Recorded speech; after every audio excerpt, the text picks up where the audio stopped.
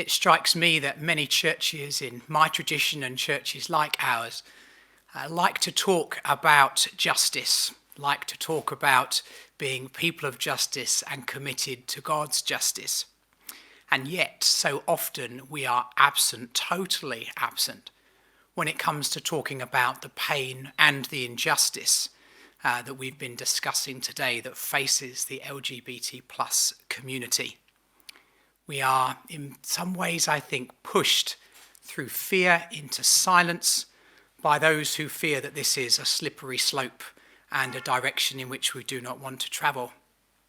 But as we've heard consistently today, we can do better and we must do better. We've always been at our best as the church at the times in our history when we have been proud, when we have spoken about love and belonging, when we've talked about showing God's love and mercy to all people. It's not enough not to actively persecute. We know that there are so many in our churches who agree with everything we're talking about here today, and yet so often they are badgered into being quiet. Over these last 2 years, my own church has been working through a process of reflection and thinking together, and I'm so proud of the way the church has listened and discerned and prayed and come to a place and made a statement of full inclusion. But that has not been without pain, and it has not been without loss. Some felt they couldn't continue to journey with us in our own church. People beyond our church told us we were wrong. Leaders in my own denomination told me to keep my head down.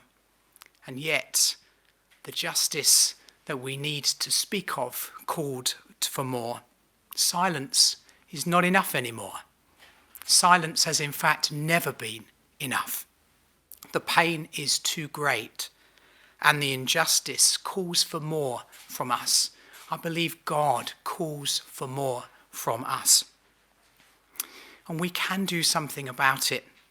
We need to speak up and we need to speak out. Courage calls to courage everywhere, as we see on the statue of Millicent Fawcett in Parliament Square on my way to being here today.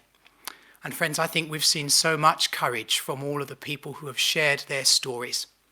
And so it's time, I think, for the allies and the people who agree but have been scared to do so, to respond to the courage that we've seen and to find some of our own so that we might speak up and speak out for change. Today is a great step forward, but we have many more steps to make.